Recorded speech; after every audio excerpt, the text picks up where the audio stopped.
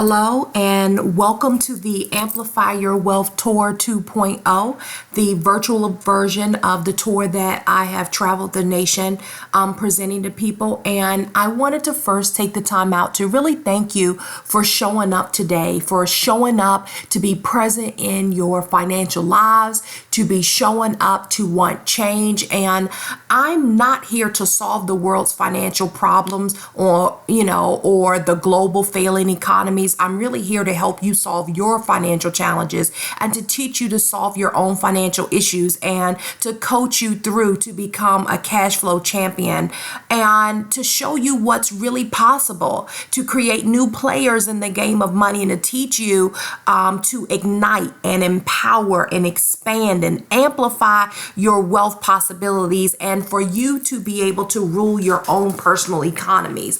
Because I believe that people can work for an entire lifetime and never experience financial freedom. People who do experience financial freedom rarely do experience wealth. And many times, when I say that, I mean that you no longer live in a place where worry about your finances exists, meaning you don't go to sleep with financial problems on your mind. You're not waking up with them on your mind and often thinking about them throughout the day. And this is a place where you feel abundant and rich and alive and you're anxiety free where your money is concerned. So if I ask most people if they're in a better place financially today than they were 10 or 15 years ago, most would say yes, but they don't feel any more freer. Even though our lives are filled with more choices than we've had before, we have more options and more opportunities than our ancestors did. We have more opportunities than our parents and our grandparents and our great grandparents. But what's really at the core of what stops us, and when I say that, I mean the central foundation of people being stuck where their money is concerned. When I ask that, what it takes to succeed really is fundamental with your money.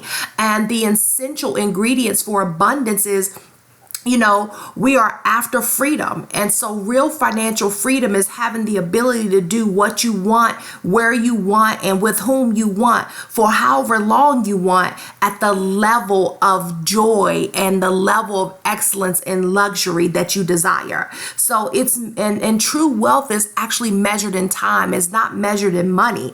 It's how long that you can go and maintain your standard of living and not have to physically go to work for it. So most people just try to deal with our today without taking time to focus, to turn our dreams into a reality. And I believe that financial success is a learnable skill.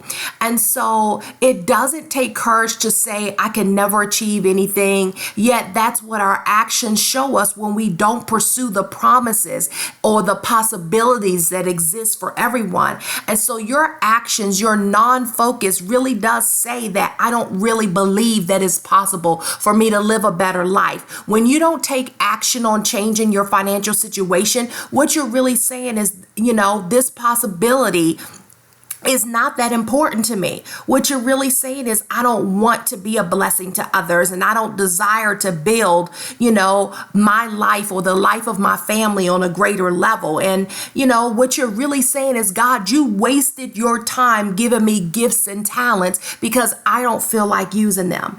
And so, what you're really saying is, I don't want to have impact on my communities. I don't want to have impact in my family. I don't want to have impact, in the world. And so, and then essentially you're saying, I really don't believe. And so the great way to protect yourself from feeling like a failure is really to never try. And oftentimes, because people allow fear to keep them from moving forward, they never even try. And fear really is a wealth blocker. Fear is an abundance blocker. It stops those things from entering into your life. And so the same wall that protects you from disappointments is also the same wall that protects you from your dream. And so you can't be a grasshopper in your own eyes. I remember, before we get started, a story in the Bible where, they sent some spies out to spy out the land, and I'm paraphrasing for the sake of time, but, and the spies came back and was like, look, it's milk and honey in this land. The fruit is absolutely amazing, but there are also giants, and we're like grasshoppers in their eyes.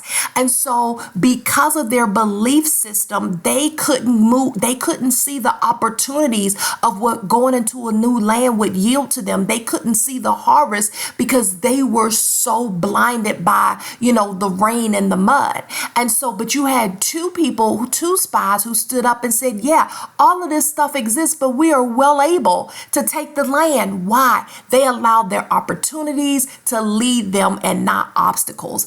And so, it all comes down to your emotional fitness, your psychological strength, your mental agility, how alive you are with your money, and your capacity to be able to take your challenges, your difficulties and disappointments and failures and be able to convert them into something that's lasting. So cash flow conversion means to change the direction or to alter the direction of your money. And so really that's what Amplify Your Wealth really is about. It's about helping you change the direction of your cash flow.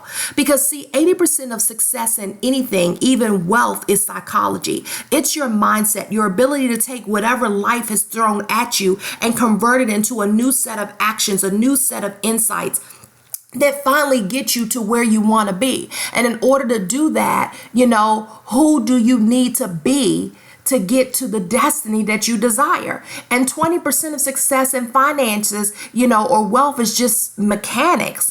Fundamentals are the same. There's no magic budget. Budgets suck. And we're going to go over that later on in the webinar. But my goal is really to get you to a place where you're truly financially free. But first you have to make the money mindset changes in yourself to get you there.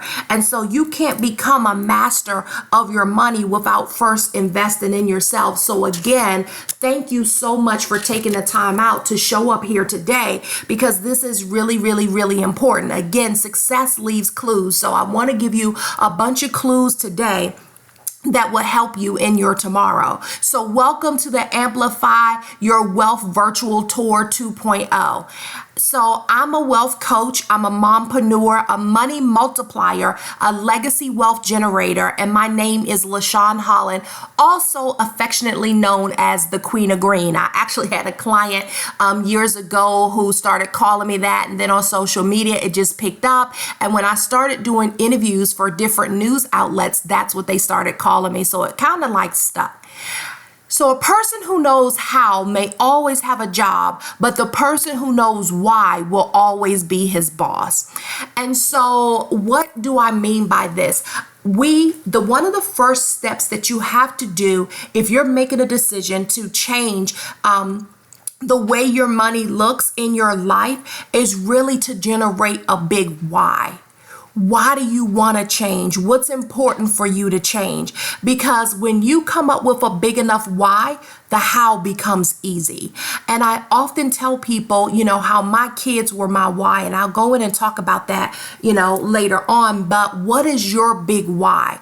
I don't believe that people are generally just lazy and don't want to do anything. I believe most of the time people just don't have big enough why.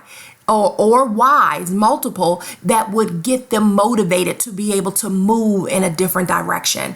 And having a big enough why is so important, because when things get hard or tough, your why will keep you moving no matter what. It will keep you forging forward in your life no matter what. So what's your big why? Some time ago, I was listening to the radio and I heard Ava DuVernay come on, and she was being interviewed, and she said that she's really called to help people amplify the voices of artistry. And the word stood out to me when I was listening, and I looked it up, and it means to increase in volume, to make louder, to magnify, intensify, increase and boost. It means to raise. And it reminds me of the scripture in Psalms 35:27 that says, "Let them shout for joy joy and be glad that favor my righteous cause. Yes, let them say continually, let the Lord be magnified, which hath pleasure in the prosperity of his servant. And so what does amplify your wealth? What does it really mean? Amplify your wealth means to show the world that God has blessed you and empowered you to prosper. It means that it's possible for you to be a new player in the game of money. And I believe that everyone has a voice. Money has a voice. And many people don't believe that money has a voice, but there's a scripture in the Bible that says that money answers all things. And in order for money to answer, that must mean that it has a voice. So your money has a voice. What is it saying? Money has a voice and it speaks every day in the marketplace. It talks to people when they go to bed at night. It greets them when they wake up in the morning. It tells you where to live, what to drive, what and where to eat. It tells you how you can afford to educate your children. It dictates the type of medical treatment that you receive. It decides if you can travel and vacation. It's gracious enough to tell you where, for how long you can stay, and in what manner you can do it in. The voice of money is always speaking. The question is, what is it saying? So LaShawne Holland International, or the Wealthy Leaders Institute, is dedicated to helping those who are committed to building wealth without limits and to put power behind people's money to change personal economies, set up future generations for financial expansion. Simply put, we are here to change the game players in the global economy. And right now is one of the best times ever in the history of mankind to be able to produce wealth. And so because the game has changed, the game players also need to change. Who are the players in the game of money? The players versus the played. The real players in the game of money is not high income earners. Having a high income does not mean you have wealth. I actually call it the six-figure deceiver. And the reason why I call it a six-figure deceiver, because people who make six figures sometimes are disillusioned. They think that they have it going on. But listen, they don't realize that they work for the first 6 months of the year to pay taxes, and that almost 50% of the money that they earn goes towards taxes in some form, whether it's federal, state, local tax. It's the taxes on your utility bills. Have you ever opened up your telephone bill and seen all of the taxes on there, or your cell phone bill and seen all of the taxes, or your electric bill, or just your water bill? There are more taxes than enough. And so the reason why I call it the six-figure deceiver is because you actually don't take home six figures. Again, I often talk about the three hidden hands that's in your wallet that most people don't pay attention to.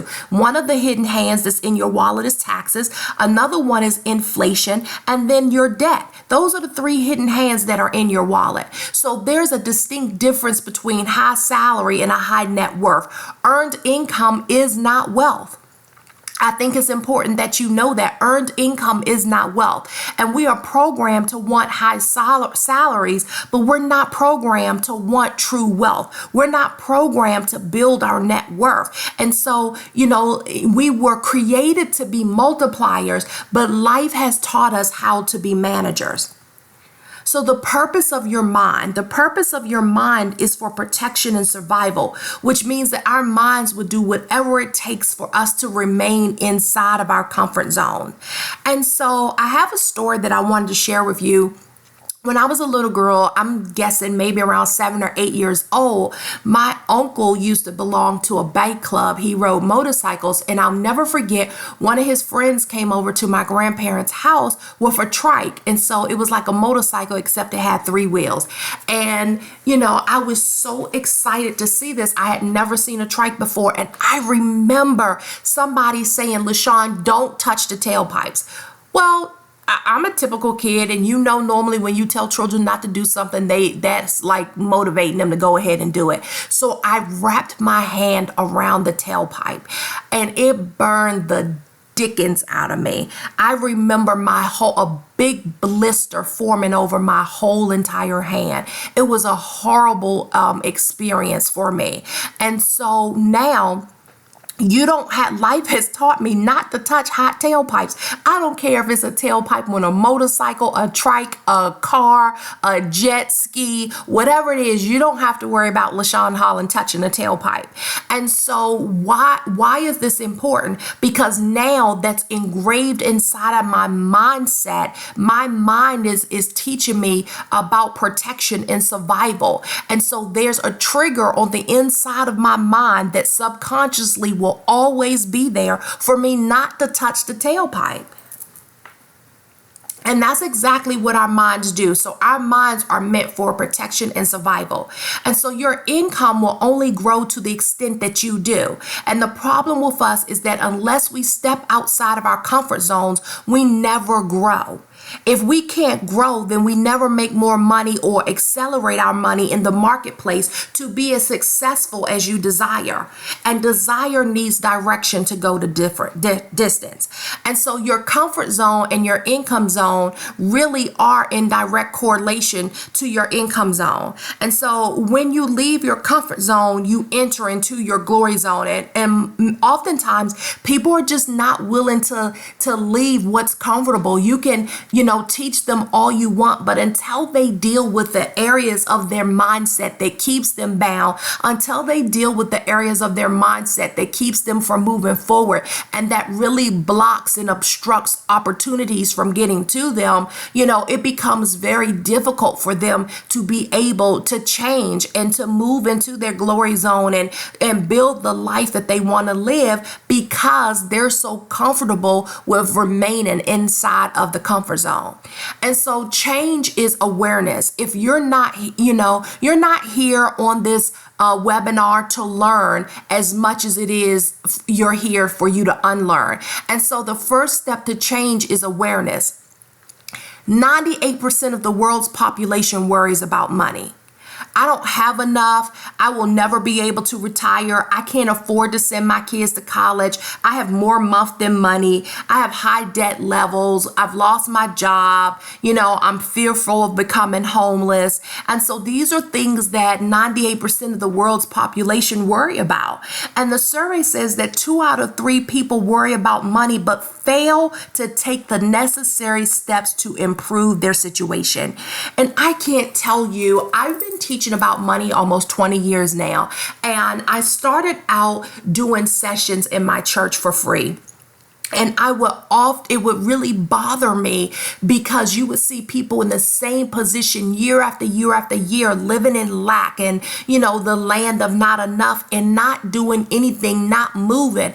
And I realized it's not because they wanted to, it was because they were not committed to changing their situation, to improve their situation. So when the survey says that 2 out of 3 people worry about money but fail to take the necessary steps to improve their situation, when you offer free webinars, they don't show up on the webinar because it's not important to them. So they don't make it a priority to show up in their financial lives. When you offer free classes or free teleclasses, they don't show up on the call. Or if you offer programs that 100% can change their financial lives, they don't want to do the work. And so you have to be committed to the process. My story, my why. I actually have 3 children. And so I remember the day that I was about 8 or 9 months pregnant. I remember where the shift happened for me mentally. I was pregnant with my oldest son, and I was in his nursery. And I remember sitting down in his nursery, and tears just began to fall and stream down my face. And I remember crying, thinking to myself that I didn't want my child to grow up struggling like we were at the time. I wanted to be able to give him the advantage in life. I wanted my ceiling to be, I wanted his ceiling to be my floor.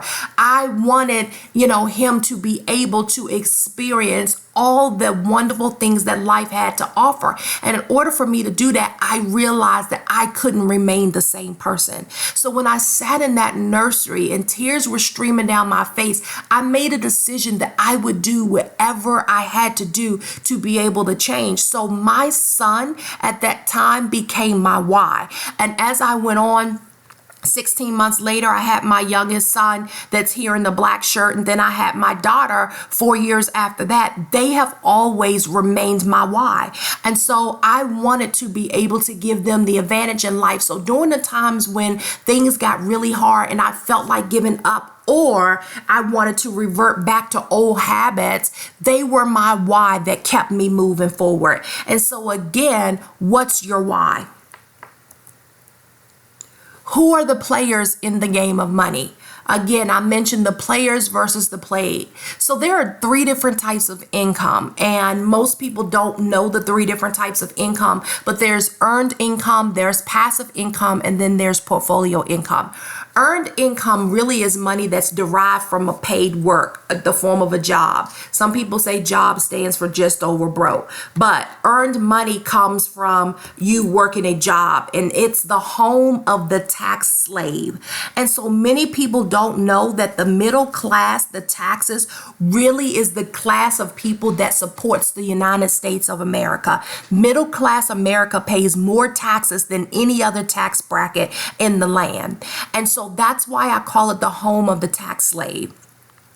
Passive income is earnings that an individual derives from rental property, limited partnership, or other enterprise which he or she is not actively involved. As with non-passive income, passive income is usually taxable. However, it is often treated differently by the Internal Revenue Service.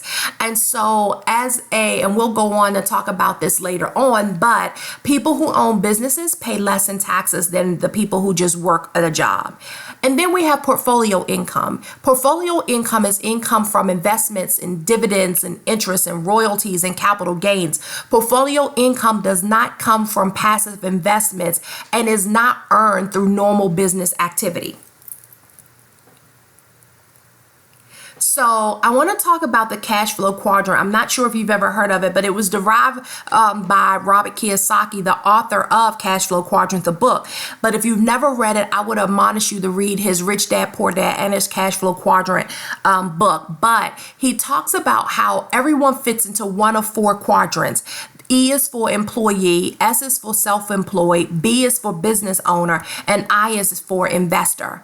An employee just simply means you have a job, which means you trade time for money.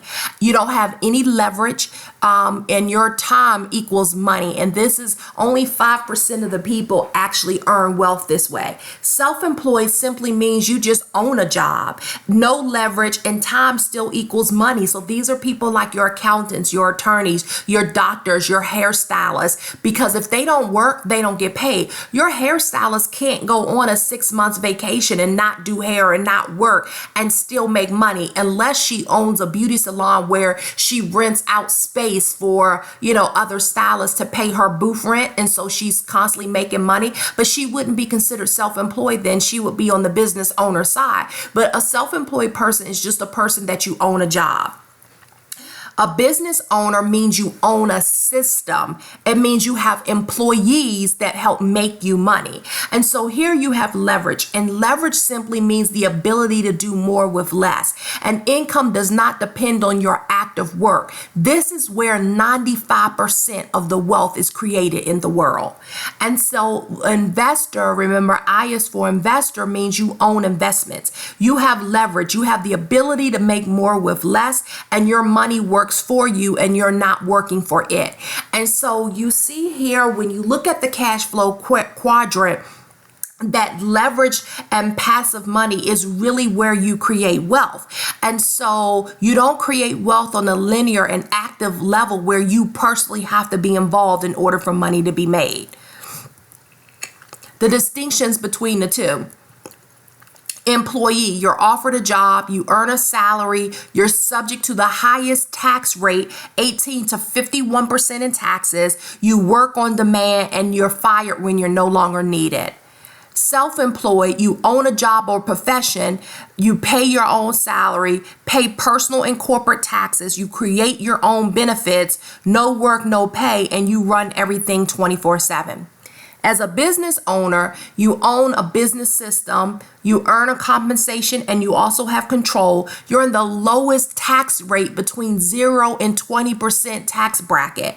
You create your own benefits, and this does not require your presence for you to be there in order for your company to operate, and it grows exponentially 24/7. And see the difference. Many people don't know that as an employee, Uncle Sam doesn't trust you, so he takes his money right off the bat.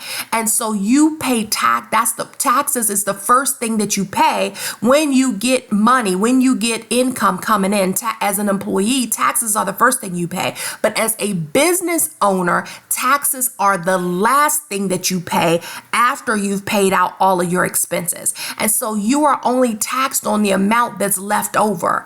And so that's the huge difference between the two. And so that's why people like Warren Buffett pay less in taxes than his secretary does, because the Internal Revenue Code system was written for business owners, not for employees. And then as an investor, you put your money to work. So earned income has an entity to go to. Automatic payout in the form of dividends and interest. You pay corporate taxes, again, 0 to 20%. You create and buy your own investments, and your money works for you 24/7. So the players in the game of money are the ones that understand the rules of the game. You cannot win in the game of money if you don't even know what the rules are. Because if you don't know what the rules are, you don't know how to read the scoreboard. And if you can't read the scoreboard in the game of money, then guess what? If you don't read the scoreboard, you don't know who's winning and who's losing.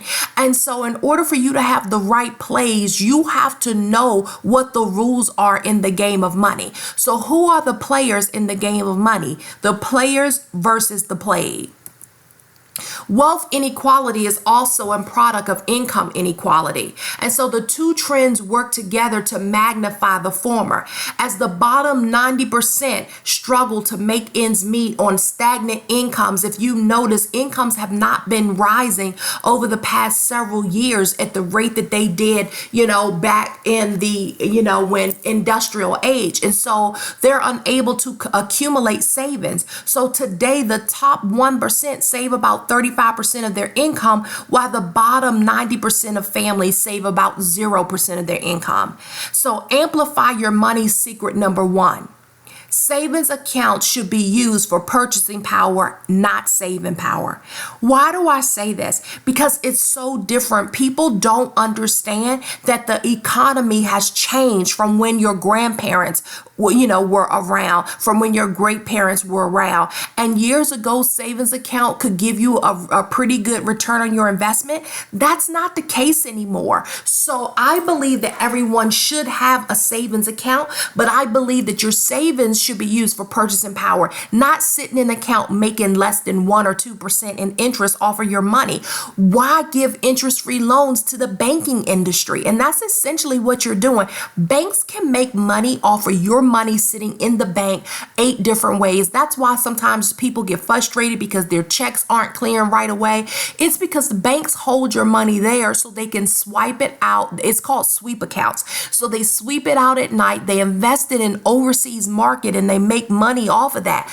Also, they make money because the Federal Reserve allows them to borrow a certain amount based off of every dollar that they hold in that bank.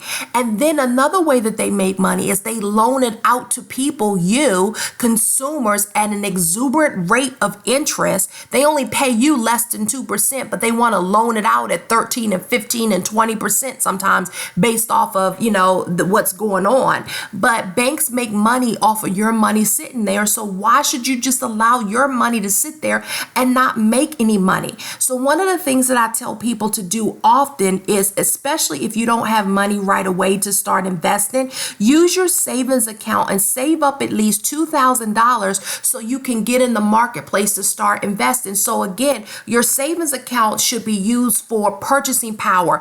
You having the ability to purchase certain stocks or purchase certain investments. That's what you use your savings accounts for now, not just to be sitting stagnant and making less than 2% interest. So the voice of money is always speaking. Again, what is it saying? The two money voices in your head are the voice of poverty and the voice of wealth. And it's sort of like you've ever seen the cartoons where someone may have an angel with wings dressed in a white robe sitting on one shoulder, and then on the other shoulder they have a red devil with horns on his head and a long spiky tail with a pitchfork in his hand. And I'm not sure why the devil looks like that, because that's not how the Bible describes him. The Bible says he was absolutely beautiful. But anyway, they have an angel on one shoulder telling them all the good things that they should do, and then they have a devil on the other shoulder telling them the opposite. And this really is a distinct picture of what the voice of poverty versus the voice of wealth is in your life. You have the same two voices that are at war in the inside of you. And so the voice of poverty causes your money to not be amplified in the global economy.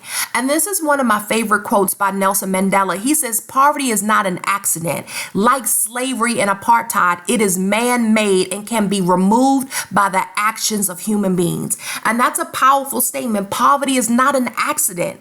It's not an accident. It is created by man. Man creates it, but it can also be removed by your own actions.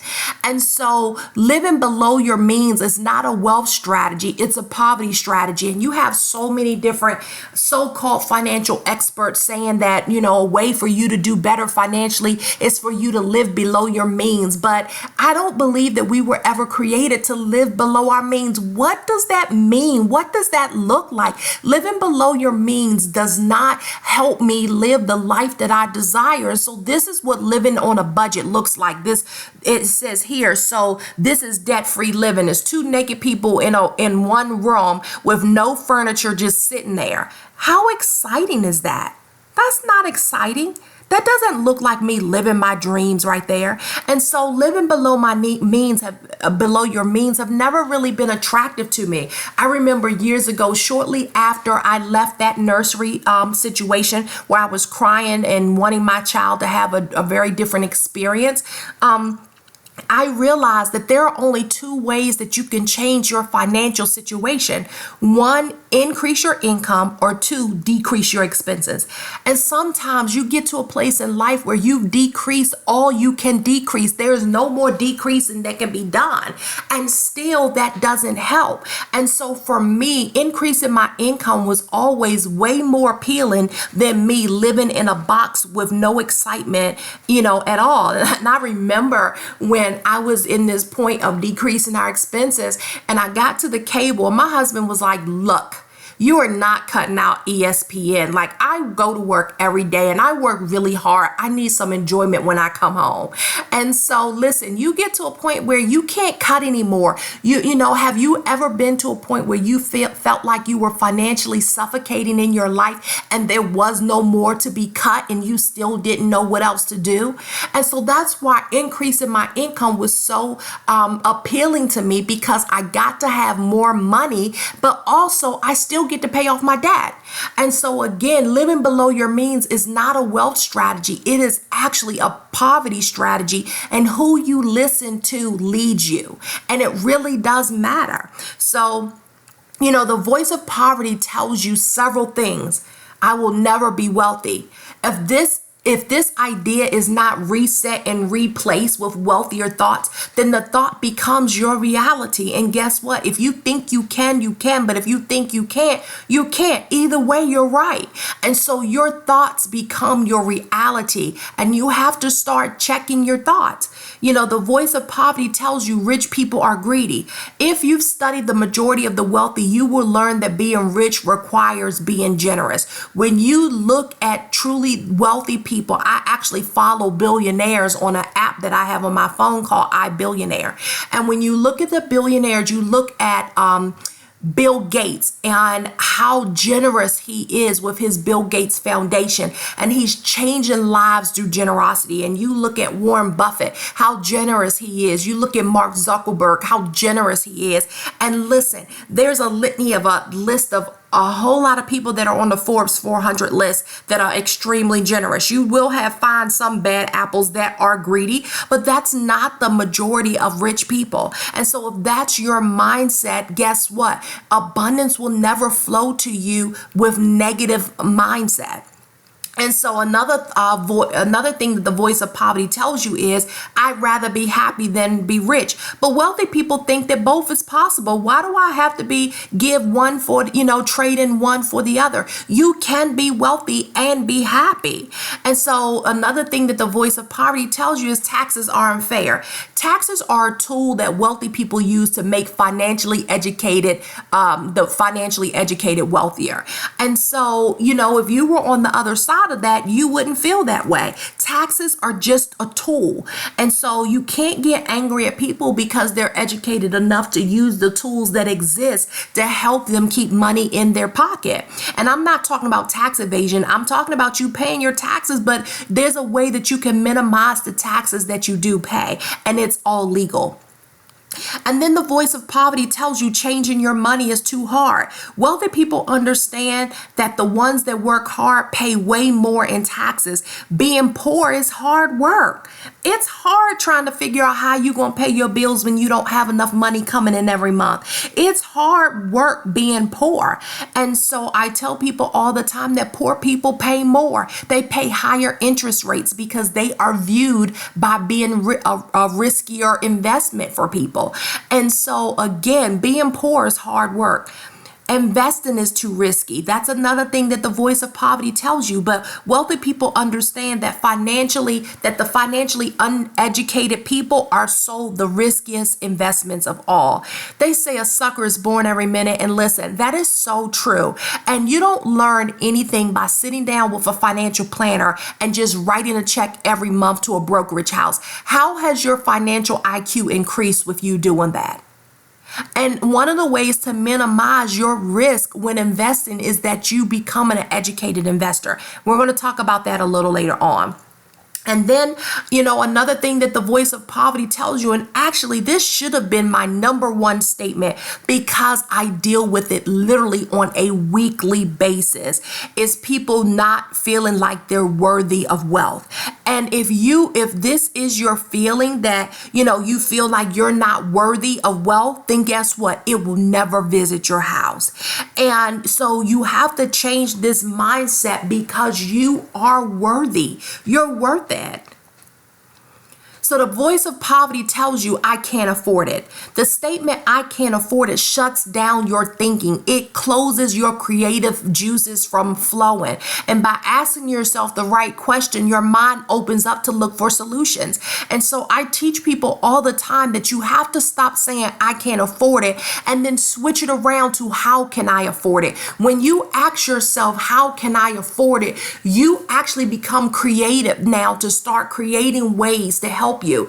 And so I remember, this brings back to my remembrance a time when, my husband and I started out and we wanted to get into real estate investing. And there was a class going on in Atlanta, Georgia, and we didn't have the money at the time to pay for registration. So I decided to do something different.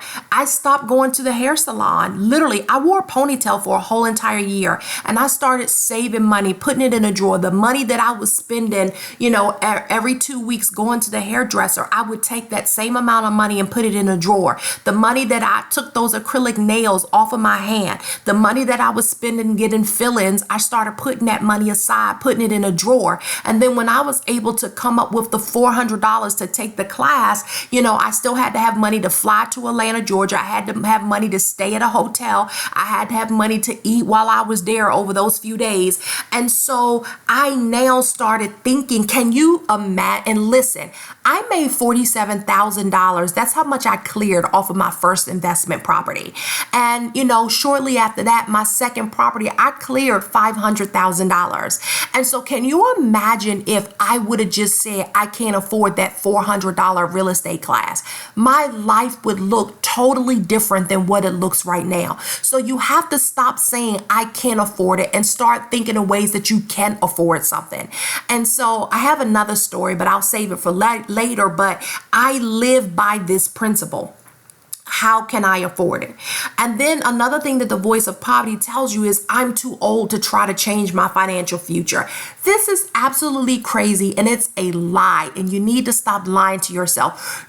Colonel Sanders, who started KFC, Kentucky Fried Chicken, if you Google how old he was when he started his business, you will see that it is never too late in life to change. And so another thing that the voice of poverty tells you is, no one will give me a break. Guess what? That's another lie. And so you can't wait on your boss or the government or anybody else. You have to find a way or make a way.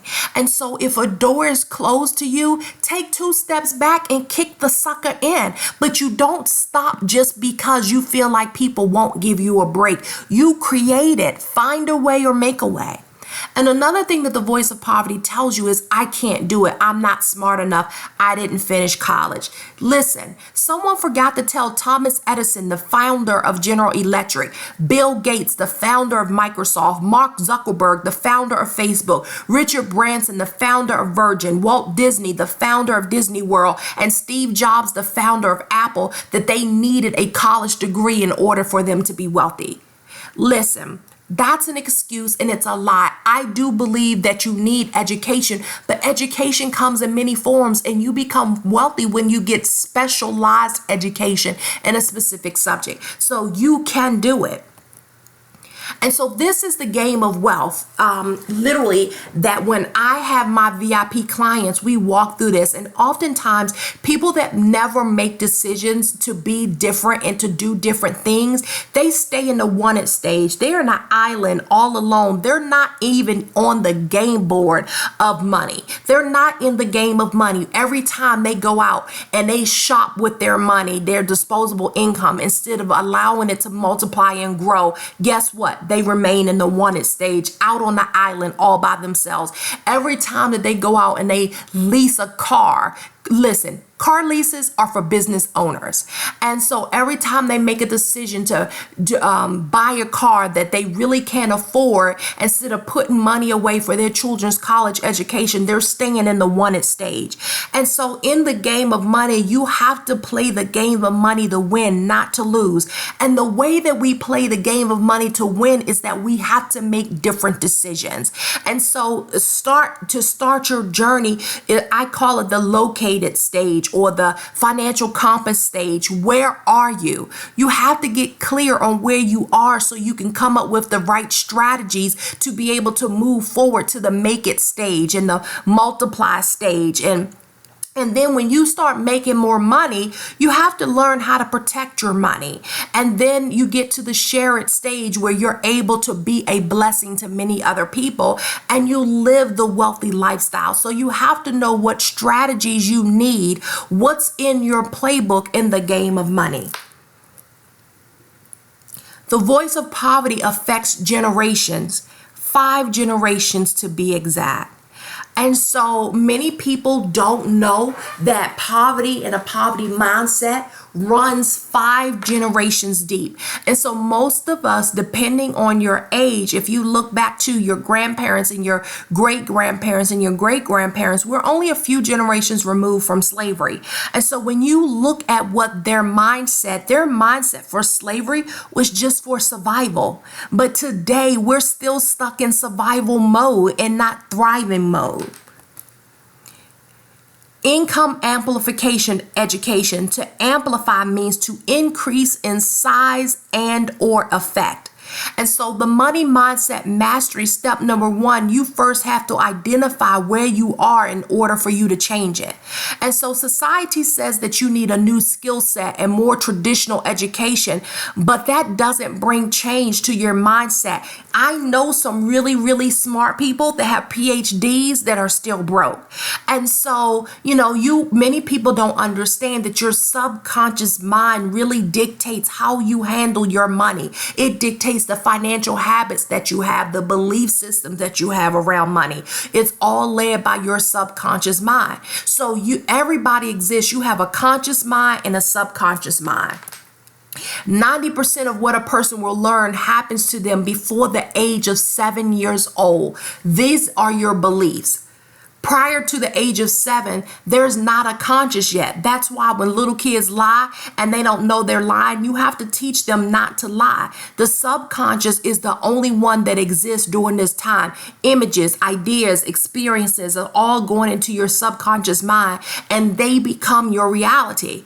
And after the age of 7, you now have the ability to choose. So a subconscious mind, the feeling mind, or the beliefs, the values, experiences that we have, I call it your thinker, your feeler, and your chooser.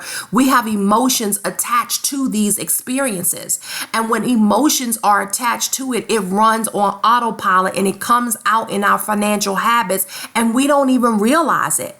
Our money blueprints are created by the things that we saw growing up, the things that we heard, and then specific experiences that we had as children, and they guide us in our financial decisions every day in our subconscious mind, and we don't even realize it.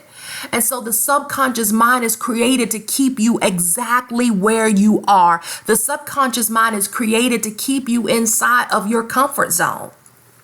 The subconscious mind is there to keep you stuck right where you are. This is why budgets don't work. Budgets don't deal with the faulty money mindsets that people have. And so budgets don't teach you how to change your thoughts, because your thoughts become your actions. Your actions become your results. And so it all really starts with your beliefs, and your beliefs are formed by your subconscious mind because of the things that you saw growing up. By, how did your parents treat money growing up? Or your caregivers, your grandparents, or whoever it was, that they have negative language where money was concerned, always saying how they couldn't afford something, or what do you think, money grow on trees? And so there was always a negative connotation around the subject of money. And so your beliefs, how you truly believe on the inside, shapes your thoughts. And again, your thoughts shape your actions. If you believe that money really isn't important, then you're going to treat it like it's not important. You're not going to take time out to focus on the things that you need to do to create more in your life. So growing up, if all you saw your parents do was spend, whip out a charge card, charge, then guess what? That's how you're going to live your life. If you never saw your parents invest, if you never saw your parents, sit down and plan out their own financial vision and talk about, having financial standards in your life and telling everybody in the household, these are our financial standards, and you have to abide by the financial standards in your life. This is how change happens. And so you have to take account and sit down and look at, how do you really believe? What do you believe about money? Do you believe money is only for good people or smart people? How do you believe about money? What do you think when you sit down and you start thinking about money? What are your thoughts? Take note of your thoughts, because your thoughts really do create your actions, and the actions that you have give you the results that you see.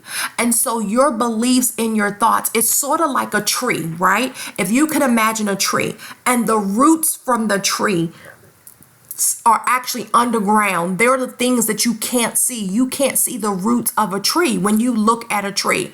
And so when you see a pear tree or a cherry tree or apple tree, or whatever kind of tree that you see, and you see the fruits of it, the fruit really is a result of what's going on underground. So if you have healthy roots, you're going to have healthy fruits or healthy results. The fruit are always results.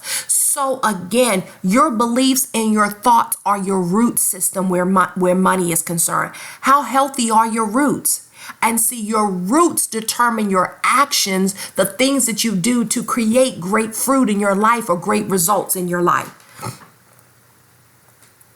So we have 5 senses, and our senses create imagery, and we rely on these to guide us through life. We have the sense of sight, the sense of smell, the sense of touch, the sense of taste, and then we have hearing. And so what if the information that someone gave you was wrong? R equals results. You have C for circumstances, and then E for environment. Your environment really does matter. I tell people all the time that God created nature, but you create your environment. And so again, the subconscious mind was programmed and created by our early influences, and they are fixed in your mind. And so this is what creates your money mindset, your money blueprint. And science has proven that most of our subconscious programming is 4 to 5 generations long. 4 to 5 generations ago, for many of us, depending on your age, your family was in slavery or just fresh out of slavery. So the mindset was programmed for survival and thinking small. And in order for you to amplify your wealth, you have to listen to a new voice. You can no longer listen to the voice of poverty in your life. You have to program your mind to think differently. I remember when we started with this, I'm getting ready to show how long ago this was. When I decided I wanted to change my financial blueprint, what it looked like, I was still writing checks. So in my checkbook, I had my place my financial vision written on, little note cards. And so I was the type of shopper. I would go in the store with my cart and I would just see something and automatically put it in my cart, knowing that it wasn't what I came in the store to get. And so when I was just retraining my mindset, I would get up to the cash register and open up my wallet and see my financial vision. And then I would look down at all of the stuff that I had on the belt. And I thought, me buying all of this stuff doesn't line up with the vision that I have for my life. So I know the first couple of times that I did it, the cashier was pretty irritated because I started putting stuff back, telling her to take stuff off of my bill. Now I can go in and go into a store to buy exactly what I go in there for, and I don't put a bunch of stuff in my cart because why? I had to rechange my mindset, and so my actions had to line up with what I was believing. So you have to program your mind to think differently, and if you think differently, then you have different actions, and if you have different actions, you have different results. So the voice of wealth tells you to expand your means. And so again, that's why I don't necessarily agree with a lot of, so-called financial experts now when they tell you to live below your means, because living below your means can't cause you to expand your means. And so this is one of my clients, Constance Wilson, and I feature her because I love Constance's story. So Constance actually, got laid off from her job, and we were talking. Constance would make the most amazing desserts. She was always making me great banana nut bread and blueberry breads and, just wonderful cakes. And she was excellent at it, and they taste amazing. And so when she lost her job, I had a conversation with her one day, and I says, why don't you start selling the things that you bake? And she got offended with me, and she was like, what? I have a degree in marketing. And I mean, she had the neck going, and we laugh together now because my response to her was, well, how is that working for you?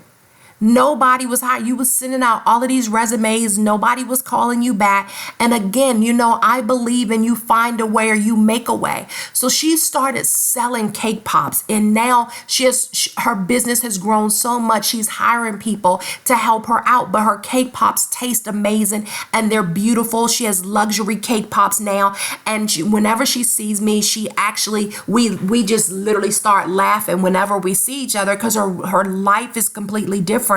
And so one of the things that she told me, she said, LaShawne, the best part is I get to show my daughter that she can create her own wealth. And she said, that means so much more to me, that my daughter can see that a man doesn't have to be her financial plan.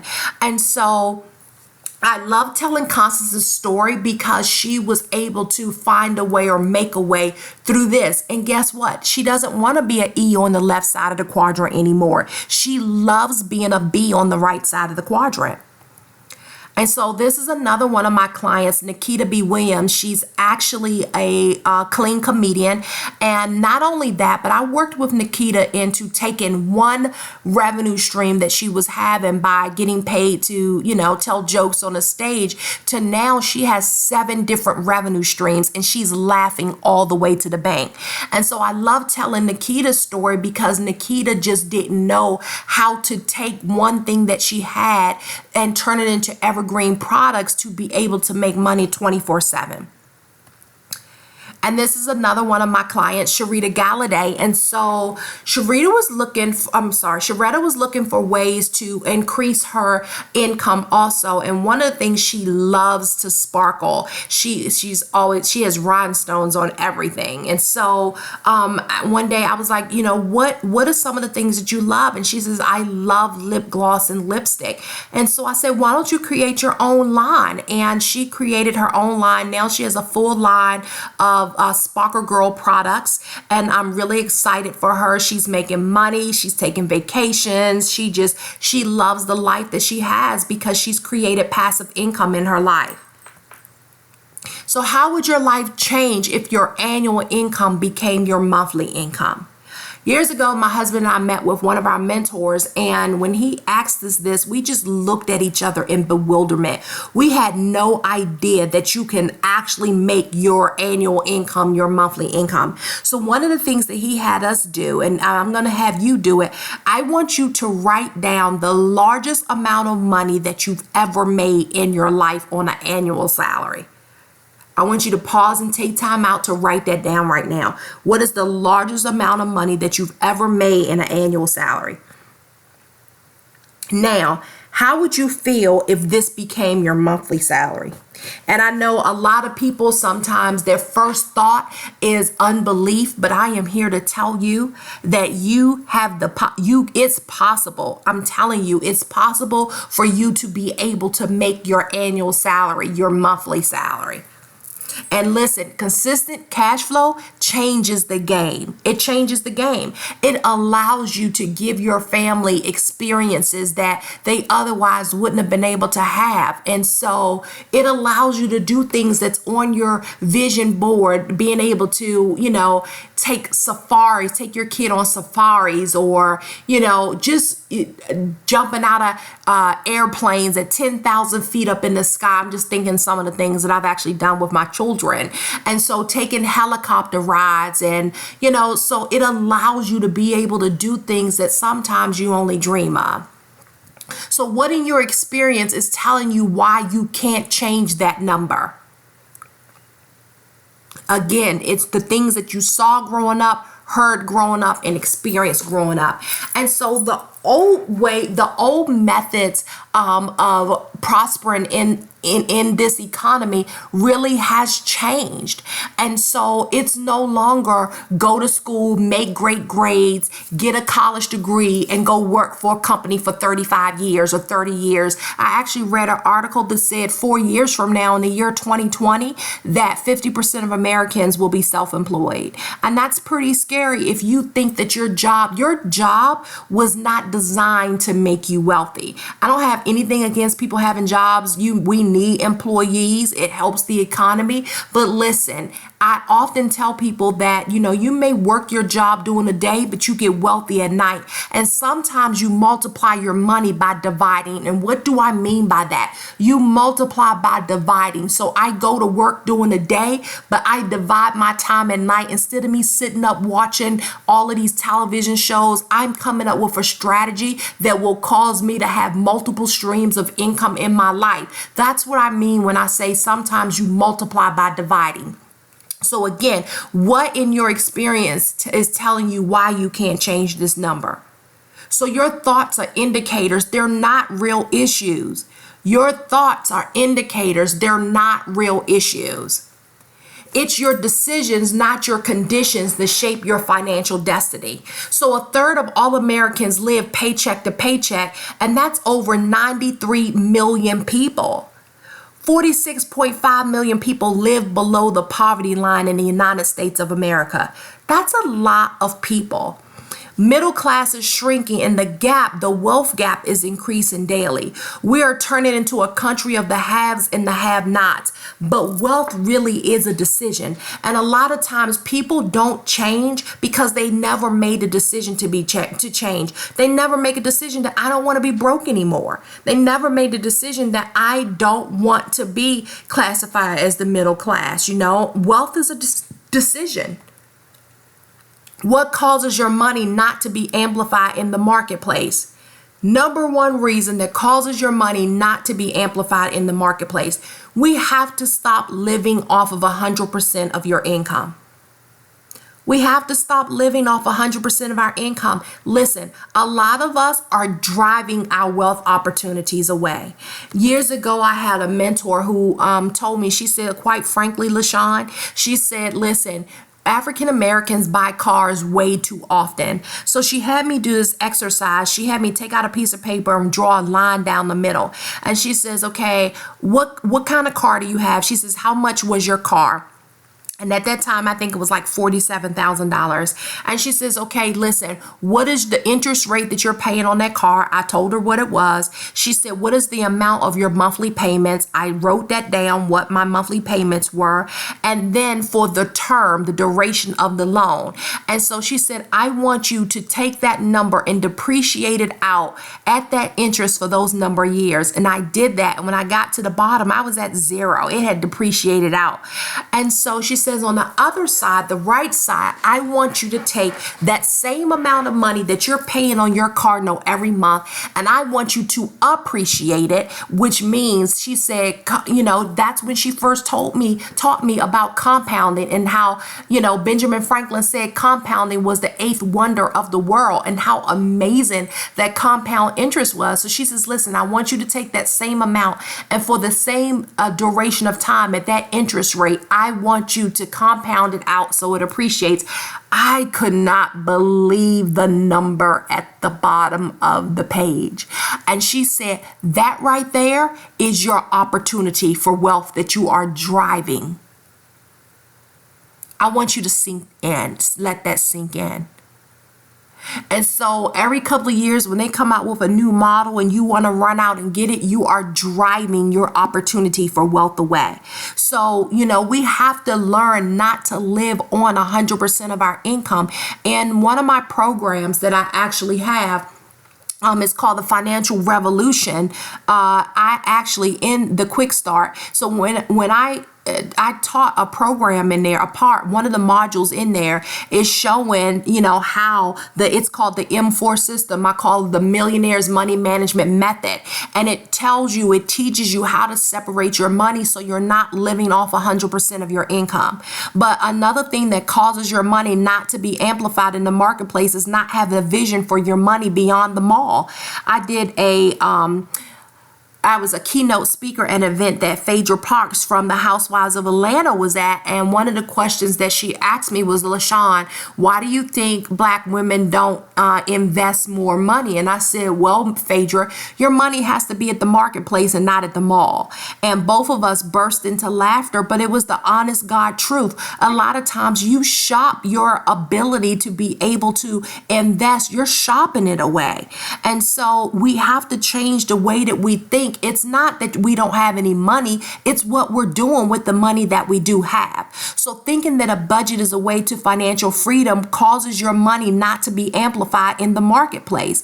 Being unclear about your wealth strategy, having undeveloped money, meaning immature money, poorly positioned cash flow, lazy money, money that doesn't work for you, and not planning for your golden years in the form of retirement. Because in order for you to amplify your money in the marketplace, you have to have clarity on your path to increase your income. You have to know how to develop a winning plan to accelerate your financial freedom, and you have to know how to position your money in the marketplace. Listen, I'm a football mom, and so I have a son that plays football at Penn State University, and he's been playing football since he was in elementary school. And one of the things about football, if you're not in the right position, the quarterback is not going to throw you the ball. He's looking for the person that is down the field that has the ability to get through the defense of the other team to cross the finish line and make a touchdown. So if you don't have the proper plan and you don't know how to position your money in the marketplace, listen, I have a program that's called Money Made Easy Masterclass. It's a 5-month program, and it literally, like we use football as an example, but it teaches you what offensive plays you need in your money playbook and what are the defensive plays that you need in your money playbook. Not only, to hedge your money up, but how do I multiply in any economy? How do I make money in any economy? And so you got to have the right plays in your playbook so you can win in the game of money. What causes your money not to be amplified in the marketplace? Unassigned job descriptions for your money. My money knows what investments, right now, there are 3 different places in this market or this economy where you can make money. And I have the ability to make 5 times my principal, my initial investment over the next 3 to 5 years. But if I don't know how to assign my money to those, that's the job description, they're not going to be in position.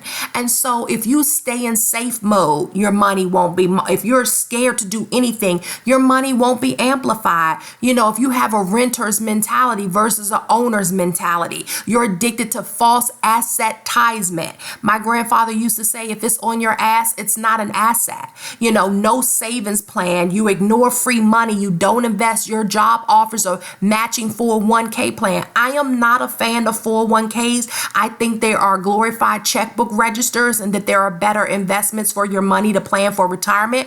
But I also don't believe in turning down free money. So I would do the amount that I needed just so my boss or my job could match it so I can make more money, because the more soldiers that you have marching for you in the marketplace means my money is expanded that much more. So stop ignoring free money. They underestimate the effects of inflation. Again, inflation is one of the invisible hands that's in your wallet. And so, $10 at the grocery store today is not the same as $10 was, 20, 15, 10 years ago. You ever wonder why when you go to the grocery store and you only get a couple of items and you've spent $200, $300 and you're like, what in the world did I buy? That is called inflation. It is the invisible hand that's in your wallet. And so your dollar buys less when inflation is high. And then going it alone, thinking you don't need a coach. Listen, if you knew what to do, you would be doing it already. There's nothing wrong with you getting a coach. I would not be where I am today had I not had several coaches in my life. Winning in the game of money. Clarity leads to power. You need a clear path. Power is the ability to do and to act. The essence of winning the game of money is a choice. Choice comes from financial freedom. One of the things that having money is money gives you options.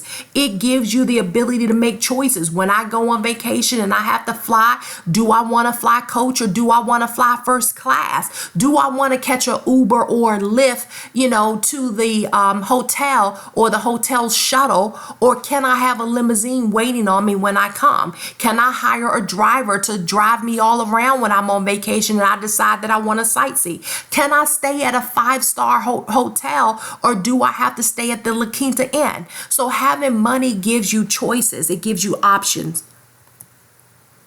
The voice of poverty versus the voice of wealth. The voice of poverty has fear, indecision, not being able to make a decision, no action, no traction. You don't have any movement. You do nothing. You year after year, you just month after month, day after day, you treat your money the same way and you still get the same results and you don't ever make a decision to move forward. No plans for nets. What do I mean by that?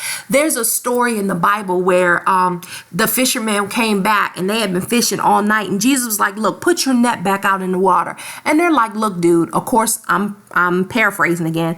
We've been out all night long and we haven't caught anything. And he makes a very, very important statement. And I want you to remember the cash flow quadrant when I tell you this story, because remember, on the left side of the quadrant, you have E for employee, S for self-employed. But on the right side of the quadrant, you have business owner, and then you have investor.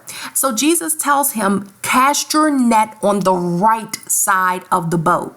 And when they cast their net on the right side of the boat, the right side of the cash flow quadrant, the Bible goes on to say that they caught so many fish that their nets broke. Their nets were so heavy that their nets broke.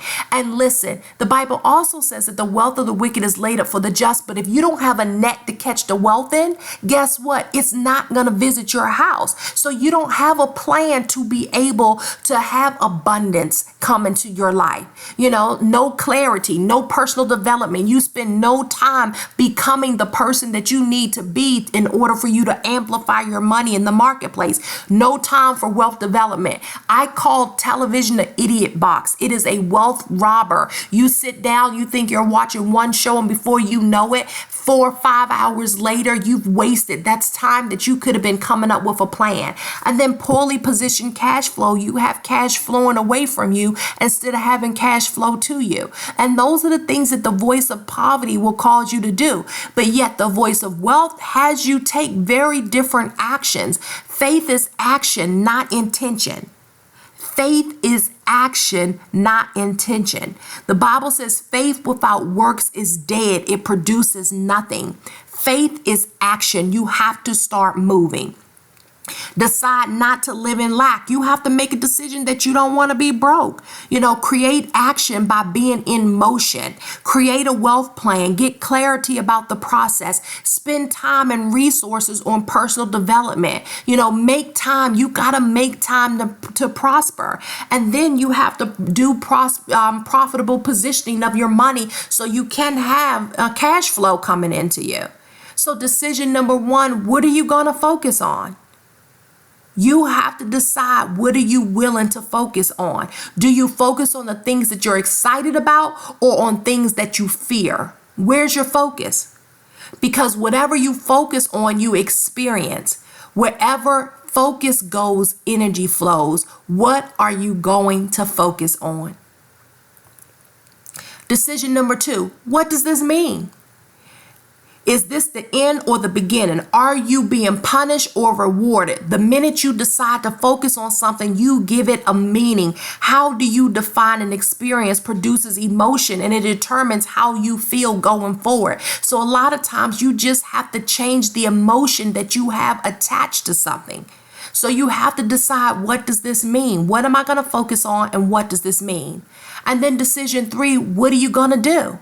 Are you going to give up or follow through? The meaning we assign to events influence what actions we take as a result. It's our decisions, not our conditions, that ultimately shape the quality of our lives. At any moment, the decision that you make can change the course of your life forever. You just have to make different decisions. When you make different decisions, you get different results. So what are you going to do? Are you just going to sit back and not do anything and still keep doing the same things that you're doing to get the same results that you have today? Or are you going to make a decision to do something different? There are two types of people, the wanters versus the willing. I also say, matter of fact, I posted this the other day on Facebook. There's the, lookers versus the leapers. Lookers just talk about change. They talk about dreaming, but guess what? They never do anything. They're just all talk. But the leapers are the one that actually adds action to it. So the wanters versus the willing. People who want don't create movement. They stay stuck waiting on someone to give them something. They never invest in their financial education. They just keep wishing. Listen, wishing is not a wealth strategy. And they don't understand value versus cost. People with a poverty mindset always consider cost. They never consider the value of the information that they're getting. And I can honestly tell you is that it's the value. I've spent over $150,000 participating in different mastermind programs. And I can tell you that the value that I got from those mastermind programs has totally changed the course of my life, the generations that come from me. Why? Because I'm able to teach those principles to my children. My children will teach those principles to their children. So essentially, I've changed the course of my family generation because I looked at value versus cost. When I told you the story about me going to our first real estate class in Atlanta, Georgia, I could have looked at the cost of it. It was only $400. But guess what? Statistics show that Americans cannot come up with over 90% of Americans cannot come up with $200 in the case of an emergency. And that's pretty scary. And I could have decided that the cost was too expensive for me. I couldn't afford the $400. Guess what? If I couldn't afford the $400, that first investment property that I invested in got me completely 100% out of consumer debt. I have not used a credit card in over 19 years. Everything that I do, I pay cash for. I don't have a car note. I don't have any credit cards. I don't have a student loan. But guess what? It was because I made a decision to do something different, and I was no longer afraid of cost, but I understood that value outweighs cost. So the two types of people, when you look at people who are willing, the willing make decisions to create dreams. They create dreams. They create plans. The willing make decisions to create the future that they desire. The willing make decisions to take on their destinations. So they're willing to go after what it is that they want. Wanting is not a wealth strategy. You have to be willing to have your money move in the right direction. The voice of poverty, the played don't understand the importance of cash flow. The players in the game of wealth do. Just like businesses, we all have a set of personal financial statements. We all have our own economy. There is not just the world's economy. Our economy makes up the world's economy. When you fail to recognize that your personal economy plays a huge part in the world's economy, you're playing the game of money to lose and not to win.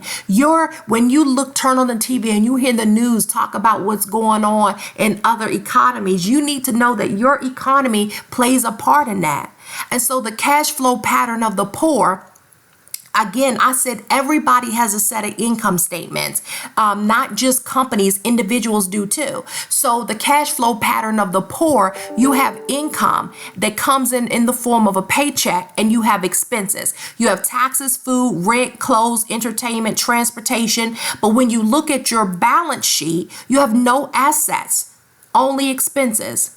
And so they have the latest, these are the people that have the latest Apple gadgets and the flyest new Jordan tennis shoes or Coach purse, but they won't crack a book open to change their lives if you paid them to.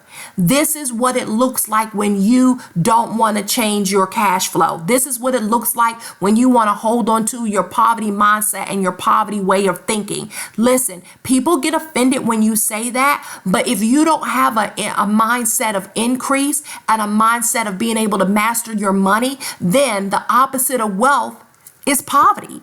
And so we gotta change what our financial statements look like. The cash flow pattern of the middle class. School teaches you to focus on high paying salaries via a job, but schools do not teach you to focus on building assets or raising your net worth. You don't learn this in school. So wage earners want high salaries. Wealthy people want freedom. There is a difference between the two.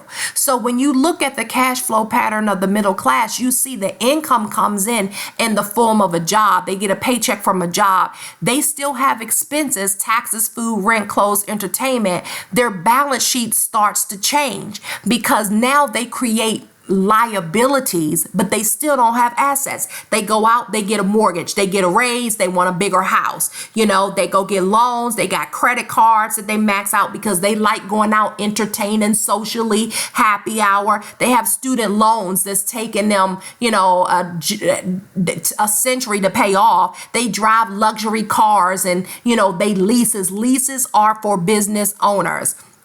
but they drive luxury cars, and they look, it's what I call virtual prosperity. They look like they have it going on. They drive the luxury vehicles. They live in nice gated neighborhoods, and they dress nice. They got the best hair weaves. Their hair is always slammed. Their husbands have the best golf clubs, that exist. They're taking pictures of, them traveling. But what you don't see is that they can't afford to take their luxury vehicles to the dealership to get fixed. They got Pookie coming to their house at nighttime trying to fix their cars. What you don't see is the fact that they can't afford to pay off their student loans because they're too busy shopping their money away. What you don't see with them is that they can't afford, to have a landscaper come create, a beautiful curbside appeal of their house because they bought too much house and they can't afford to furnish it. And so again, they start to create their balance sheet changes because they have a bunch of liabilities, but they don't have any assets. And so no assets or very little to no retirement savings and no investments. This is the generation that I actually call cash poor and credit rich. And so your balance sheet begins to change. And so the cash flow pattern of wealthy is very different. Income, they have income, but their income doesn't necessarily come from a job. Their income comes in the form of dividends and interest and rental income from real estate properties and royalties. And they have expenses, but their expenses are covered by the many streams of cash flowing in. So their balance sheet starts to change a lot. So they have assets, they have stocks, bonds, notes, real estate investments, properties, intellectual property, business systems. They have commodities and, real estate investment trust. And so they have assets that yield them income, and their liabilities is called OPM, other people's money for their investments. So they understand how to play the game of money to win. So their cash flow pattern looks very different. And so why did I show you this? Because I want you to learn with every financial decision that you make, every time you walk up to a cash register or you click on checkout online when you're shopping, I want you to see the cash flow pattern. What does your cash flow pattern look like? What is it doing to your income statement? What is it doing to your balance sheet? Is the purchase that you're getting ready to make strengthening your balance sheet, or is the purchase that you're getting ready to make ends up as a liability or an expense on your balance sheet? And so one, you have to make a decision to change. Number two, you have to reset your financial thermostat. The only way that you can change the temperature in a room is that you have to go back to the thermostat. You cannot change the temperature in a room just because you want to open up a door or open up a window. You have substantial change, when you go back to the source of what regulates the temperature. So you got to reset your financial thermostat. And so you have to concentrate, number three, on your potential and not on your problems. We spend so much time focusing on our problems and not on our potential that you can't even hold your head high enough for opportunities to see you. And so we have to change that. Number four, we have to cultivate the environment for wealth to flow to you and not away from you. And this happens because you decide to make different decisions. And number five, you got to work like a millionaire. They work very differently. They work on building assets and not on liabilities. Assets put money in your pocket. Liabilities take money out of your pocket. And so number six, you have to shift your focus from spending to investing.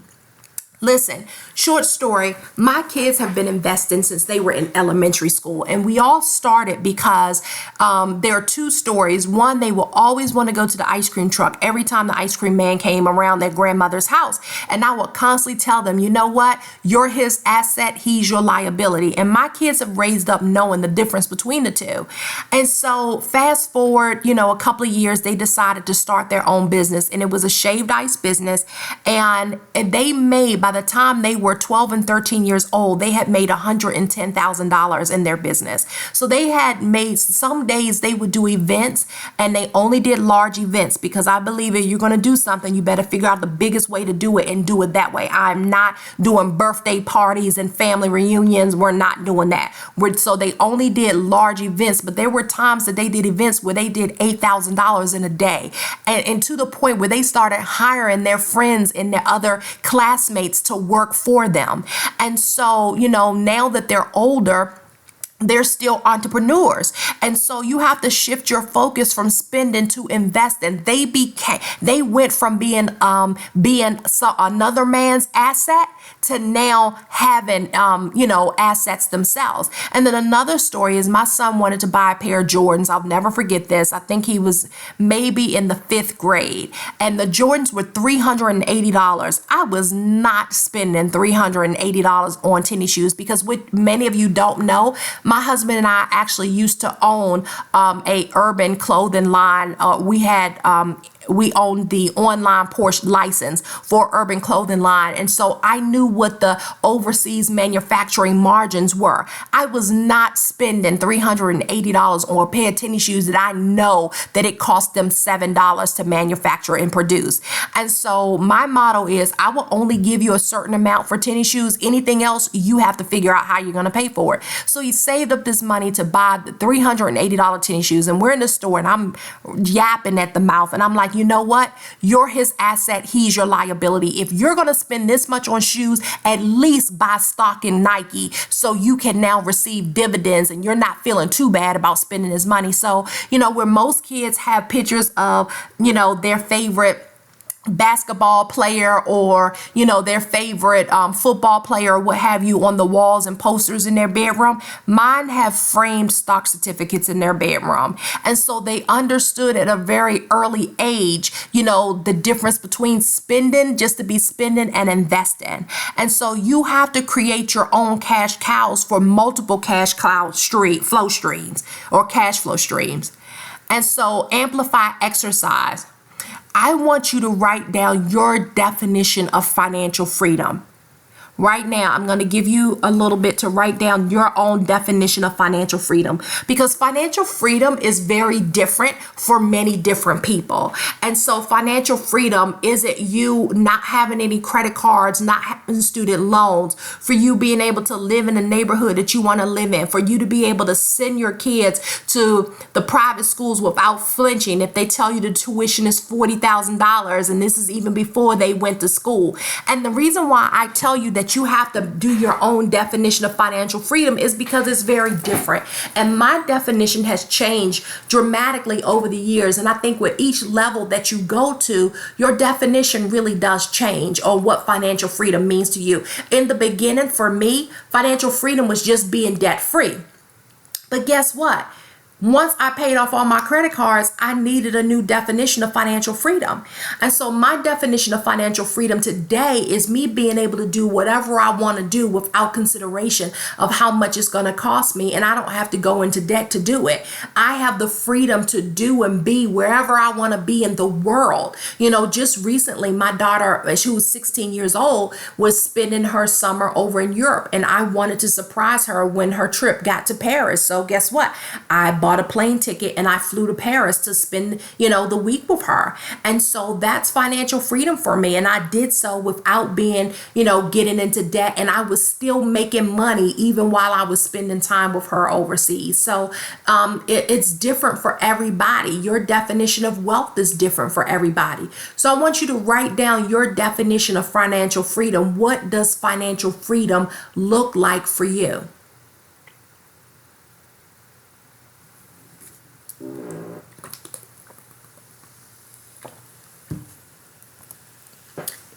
Personal success equals human potential. You have to think what's possible for you. The Amplify strategy is, what is your first class wealth vision? Most people don't have a vision for their finances. What is your first class wealth vision? The first class wealth vision. What do you really want? Who do you need to be to get there? Most people don't get what they want because they don't know what they want. You have to get clear. What do you really want? What is your first class wealth vision? Warning, people who start at the bottom can't raise their heads high enough for opportunity to see them. They can't understand or believe, so they shut the door. Listen, you have to have an open mind of what's possible for you. You have to be wealth conscious. It's not that the money is not there, it's that you're looking in the wrong place. Wealth laws don't change because of your circumstances. Again, I said earlier, it's your decisions, not your conditions, that create your financial destiny. So wealth laws don't change because of your circumstances. Are you tired yet? You see this little cartoon, you see poverty, wage, jobs is a big boulder on the back of the person. The person saying, I can't breathe. I remember a time in my life where I felt like I was financially suffocating, like I could not breathe. You know, we literally, my husband and I at that time worked jobs where, you know, we only got paid once a month. So we were forced to learn how to handle our money so we wouldn't starve by the third week of the month. And so I had to get to a point where I was just tired of living like that. And then, you know, I remember when years and years and years ago, I worked at a company where at the end of the year, they will always give out bonuses. So people will always be, you know, anxious at the end of the year, whether they were going to be able to buy their kids Christmas gifts or not based off of the bonus. And I just didn't like that feeling. And I made a decision back then. I was never going to have a boss dictate or determine whether my kids had a wonderful Christmas or not. I just wasn't giving somebody else that type of power. Many people don't understand that becoming the master of your money really is about taking your power back. I don't believe any boss gets to dictate how you raise your children, how you educate your children. I don't believe that the government gets to dictate how you live your financial life. I just don't believe in giving that power to anybody. And so we have to get to a place where we are willing to take our power back. And you take your power back by becoming the master of your money. Are you tired yet of allowing credit card companies to dictate how you live your life? Are you tired yet of your student loans dictating how you live your life? Are you tired yet of all of the bills and debt that you have dictating how you live your life? Are you tired of allowing your boss to decide how you live your life, whether you can afford to do something that's on your dream list? Are you tired yet? Wealth mapping made easy. And this is one of the things that I like doing at my live events. If I was in front of you on a stage, I would, you know, write it out and show people. I think this is a bonus that I'm offering to you that's on this webinar, but you know, a lot of times it becomes so hard for us to believe $4 million because the number seems so big, and you have to cut things down into bite-sized, you know, forms so you can take charge of it. And one of the things that I teach my clients that are in my mastermind programs is we reverse engineer things. And so I teach them how to do wealth mapping, and I call it wealth mapping made easy. And so wealth mapping made easy is we have to stop making wealth a moving target. And so let's say that you want to make $1 million in a year. And here's the formula made easy for you. You take $1 million and you divide it by 12 because there are 12 months in a year. And that means that you have to make $83,333.33 a month. But you take that $83,333.33 and you divide it by 4.3 because there's an average of 4.3 weeks in a month. That gives you $19,379.84 per day. And so you take that $79.84 and you divide it by 7 because there's 7 days in a week. And that means that you have to bring in $2,758.55 per day. And so I take that and I divide that number by 2. And so once before lunch and once after lunch, if I can create a product or service that will yield me $1,384.27 in sales twice a day, every day consistently, that's how I make $1 million in a year. So time and repetition is the only difference between $1 million and $1,384.27. And so here you have to break it down. It's hard for people to believe that I can make $1 million in a year, but if you ask them, do you think it's possible for you to make $1,300, before lunch and after lunch, people can believe that. And so you break things down into bite-sized pieces for them. And so I wanted to give you the opportunity to join me at Wealthy Women Rock. A live event is coming to Maryland. It's October the 13th through the 15th, 2016. And you can find out information about this event at wealthywomenrocklive.com. Listen, I get people all the time that send me private messages on social media telling me I am tired of living like I'm living. I want to be financially free. I want to live a freedom-based lifestyle. But what does that look like for you?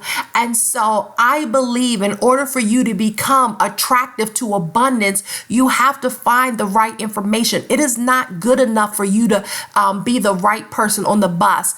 To just be in the right seat on the bus. You have to be the right person in the right seat on the bus. And in order for you to be the right person, you really do need the right information that will teach me how do I position myself for wealth. And that's essentially what Wealthy Women Rock live event is about. It is not about flash. And I've been at finance conferences before where all people want to do is sit back and brag about what they have and what's possible. But you got to move from showing me, listen, motivation and inspiration does nothing if you don't teach me a strategy to do it with. And so, I want to be able, my goal is to get you to a place where you're truly financially free. But first you have to make the money mindset changes in yourself to get there. And you can't become a master investor without first investing in yourself. And you can't be attractive to wealth and abundance without, with having a poverty mindset. And you can't become a master of your money when you constantly spend all you have. And so you have to be able to reset your mindset. And doing this will not only allow you to make money, but multiply it and to enjoy it as well. And so Wealthy Women Rock really does teach you strategies that you can use every single day in your life that will put you in a better position for you to be able to live the lifestyle that you want. And so I really would implore you, and I want to invite you to show up and to meet me there. You walk away with a wealth dossier that you get to take home and you get to keep, and you get to open it up whenever you want to open it up and go over the information so it can and what happens when you do this? You are resetting your internal money blueprint. And so we give you the strategies that you take home and the strategies that you use that can help position you in the marketplace.